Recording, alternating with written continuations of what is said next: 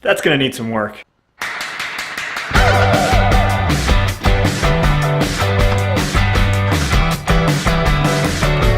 Hey, how you doing? Today, I've got 4 minutes to show you how to fix drywall. First thing we're gonna need is a few holes to fix. Let's start with a small one. Smallish. And while we're at it, maybe even a little smaller one. Yeah, it's better. A medium one.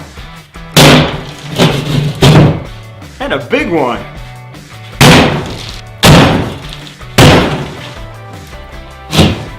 Start by scraping the surface clean with a spackling knife. For dents and holes smaller than a dime, use spackling paste. This one has primer in it, which saves you a step later on. Spackling paste fills really well, but it's kind of lightweight and it's not good for bigger dents or holes that go all the way through. For bigger repairs about the size of a quarter, start by using fiberglass mesh.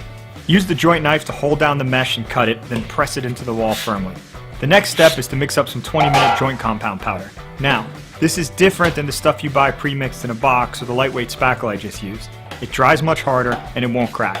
But you only have about 7 or 8 minutes to get it on the wall and smooth out before it hardens, so don't mix up more than you can use in about 10 minutes.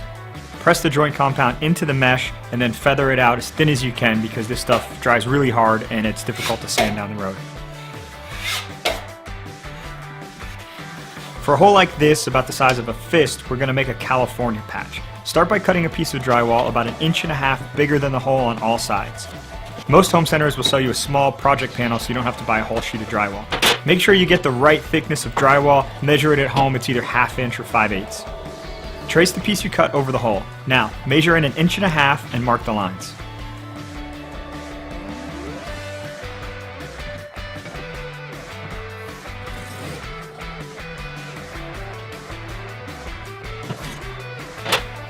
On the piece you've already cut, measure in 1.5 inches and mark the same lines.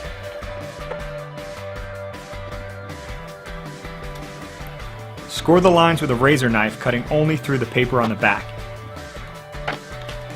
Now snap the edges off at the scored lines and carefully pull them off, leaving the paper on the front. Cut out the inside box you marked around the hole with the drywall saw. Always feel around inside the hole for wires and plumbing before you start cutting. Now test fit your patch. If it's too tight, cut a little more off with your razor knife. When it's a good fit, mix up some 20-minute joint compound and place some on the inside of the hole and all around the outside a couple of inches beyond where the edge of the paper will be. Push the paper in firmly around the outside of the patch with a joint knife. If there are any little bubbles, just lift the paper up a bit, place a little more mud underneath the edge and smooth it back out.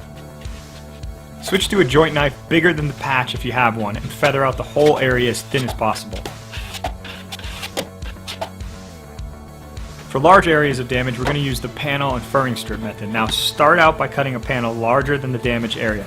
Don't be afraid to oversize this. We want strong drywall all along the edge of our patch.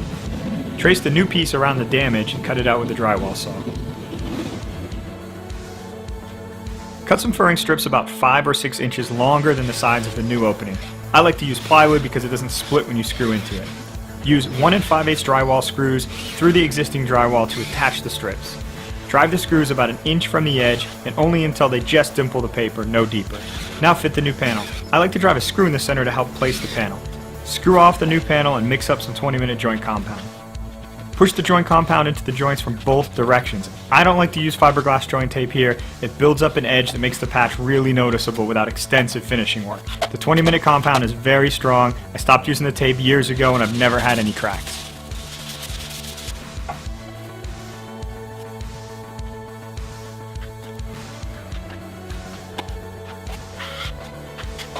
Sand, mud, prime, paint.